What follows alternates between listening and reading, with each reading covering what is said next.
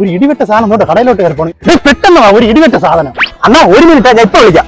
അളിയ ഇടിവെട്ടല്ലോ അതുക്കും മേലെ ആ നിക്കണ നിപ്പ് കണ്ടാ നീ. അടി എന്റെ വീട്ടിലുണ്ട് ഒരെണ്ണം. എന്ന് കേറുമ്പോ കാലവാര തൂക്കിയെടുത്ത് ചെവറിലടിക്കാൻ തോന്നുന്നു. പിന്നെ ഇതിനെയൊക്കെ കാണുമ്പോഴാണ് നമുക്കൊരു മനസുഖം. നിങ്ങളെന്താ ഇവിടെ? ബിരിയാണി വാങ്ങിക്കാൻ വന്നത്. നിങ്ങൾ വാങ്ങുമെന്ന് പറഞ്ഞിട്ടുണ്ടെങ്കിൽ ഞാൻ നേരെ അങ്ങ് വീട്ടിൽ പോയനല്ലോ. എവിടെയാ ദോണ്ടയ്ക്കുന്നു? ഇതവന്റെ ഭാര്യയല്ലേ? വാ അത് തന്നെ. ഇവൻ കിഴങ്ങനാടേ. സ്വന്തം ഭാര്യയുടെ ബാക്ക് കണ്ടാ പോലും തിരിച്ചറിഞ്ഞൂടാത്ത പൊട്ടായി.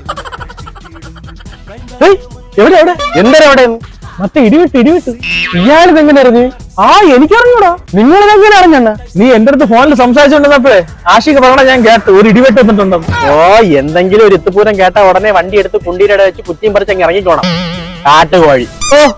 മാനനായ നിങ്ങൾ പറഞ്ഞാലും ആ ഇടിവെട്ട് എവിടെ? ആ ഇടിവെട്ടും ആ ഇടി വീണ വട്ടനും കൂടെയാണ്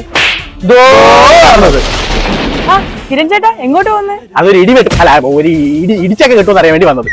എന്നാ പിന്നെ ഞാൻ അങ്ങോട്ട് പോട്ടാ. അണ്ണാ വണ്ടി എടു. ആഷിക്കേ